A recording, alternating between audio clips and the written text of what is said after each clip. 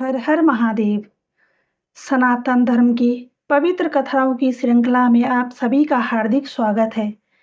आज के इस विशेष वीडियो में हम सुनेंगे श्रवण मास महात्म का पंचम अध्याय। इस अध्याय में सनत कुमार जी और ब्रह्मा जी के संवाद के माध्यम से पार्थिव शिवलिंग की पूजा का महत्व, पूजन की संपूर्ण विधि और इसके अनंत फलों का विस्तार से वर्णन किया जाएगा। वीडियो को अंत तक जरूर सुने और कमेंट बॉक्स में भक्ति भाव से हर हर महादेव लिखना न भूले। कथा का आरंभ सनत कुमार जी के एक पावन प्रश्न से होता है।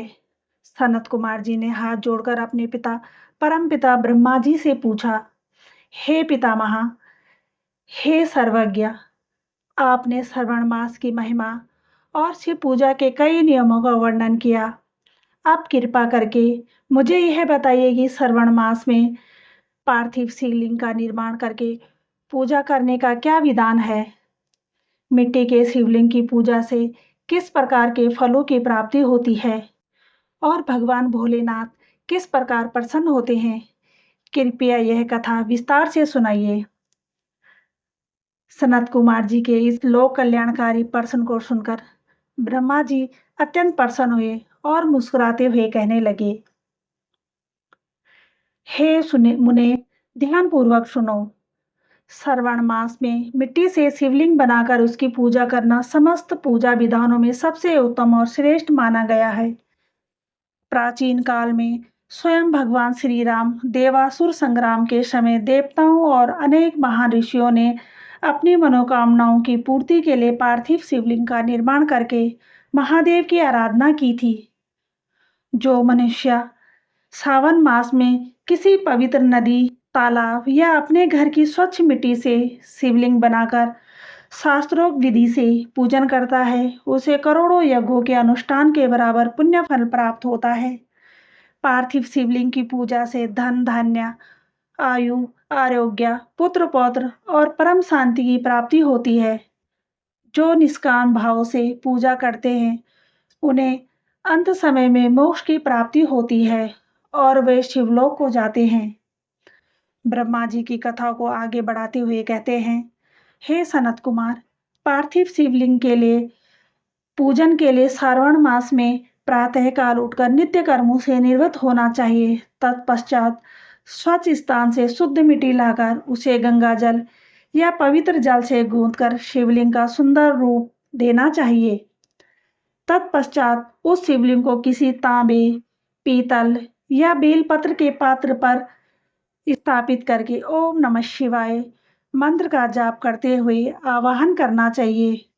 पूजा में सर्वप्रथम भगवान शिव को जल, दूध, दही, घृत, शहद और शर्करा से पंचामृत स्नान कराना चाहिए। इसके बाद गंगा जल से स्नान कराकर उन्हें चंदन, भस्म, अक्षत और वस्त्र अर्पित करने चाहिए। महादेव को अत्यंत प्रिय बेलपत्र, धतूरा, भांग, समी के पत्ते और कनेर के पुष्प अर्पित करने से शिव जी अत्यंत प्रसन्न होते हैं।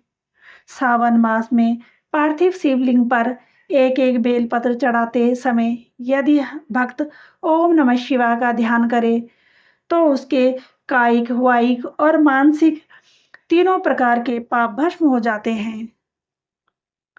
ब्रह्मा जी ने सनत कुमार जी से कहा, हे मुने, श्रवण मास में जो मनुष्य एक मास तक निरंतर या फिर सावन के प्रत्येक सोमवार को नियम पूर्वक पार्थिव शिवलिंग की पूजा करके रात्रि में आरती करता है और कथा सुनता है, उसके जीवन में कभी कोई कष्ट या अकाल मृत्यु का भय नहीं रहता।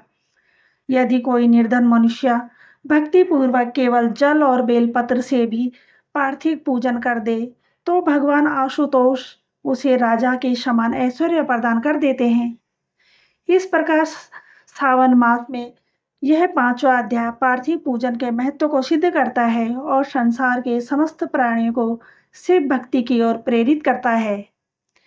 हे करुणा के सागर भगवान शिव, जैसे आपने अपने भक्तों पर कृपा करके उनकी समस्त मनोकामनाएं पूर्ण की, वैसे ही इस पावन कथा को सुनने और सुनाने वाले सभी भक्तों पर अपनी कृपा दृष्टि बनाए रखना।